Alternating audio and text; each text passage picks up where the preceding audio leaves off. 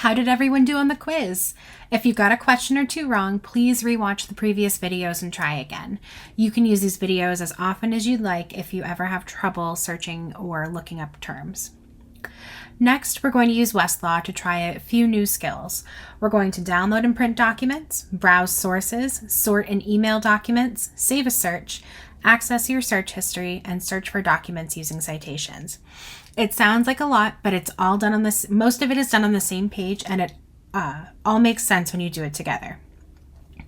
First, let's browse some sources and learn how to save a search. Let's start by searching the word forgery again. I want you to now pause the video and take a few minutes to check the different types of content available. Cases, expert materials, regulations, and so forth, as you can see on the side.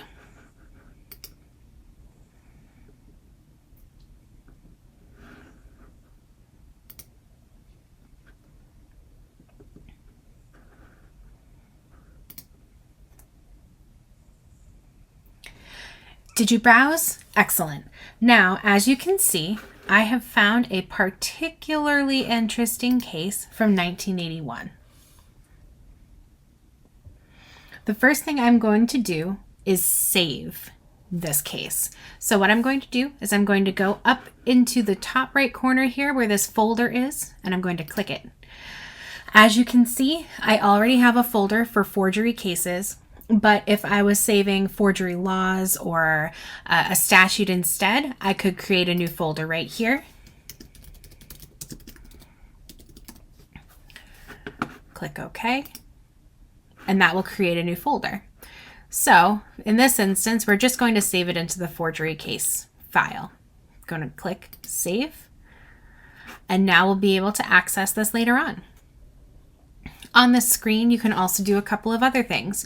You can email a document, download a document, or print a document right from this screen, and we can also add notes to the document. So if we wanted to email the document, we come right down to this little arrow right next to where the envelope is and click Email. At this point, you can change the subject if you need to, add an email note if you need to, and then you go ahead and put an email address in right here and go ahead and hit email. This will email the entire case over to whoever you decide. You can send it to your lawyer, you can send it to yourself, you can send it to a family member. You can go ahead and put their email address right in there. In this section, we can also print out the case. So if you click on this, you can choose what to print. You can print only the pages. There's layout limits that you can choose, full text, only the synopsis, specific pages, footnotes, image links, highlighting, and you can also put the sources, the table of authorities. So you choose what you'd like to print, and then you go ahead and click print, and it'll print right to your printer.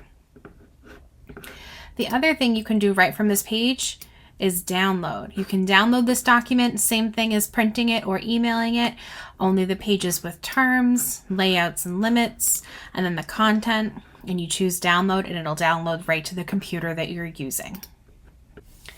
The other task that you can do on this page is add a note.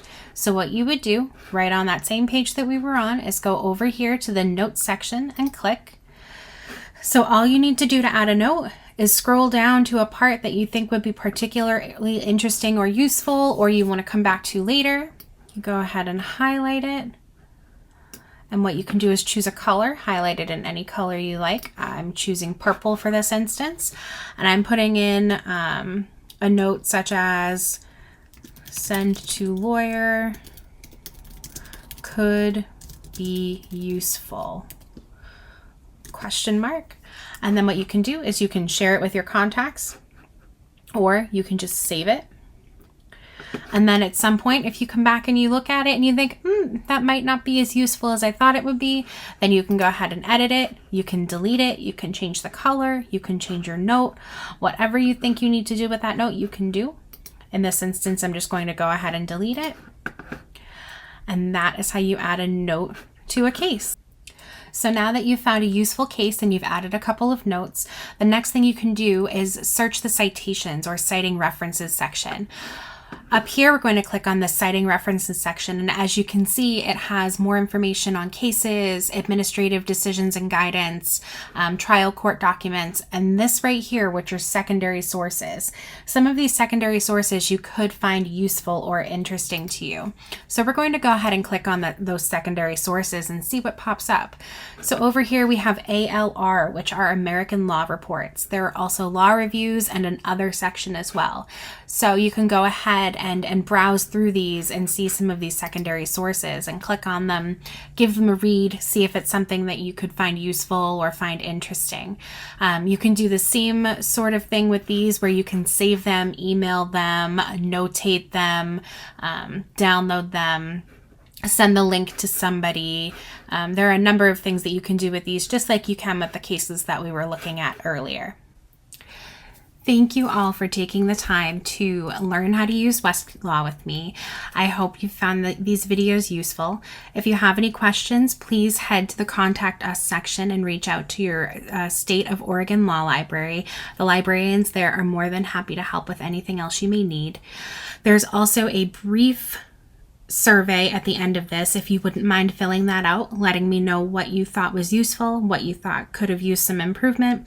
That way we can update these regularly to make sure we're giving you the best information we can. If you have any questions, please let us know. And if not, thank you for joining us and have a wonderful day.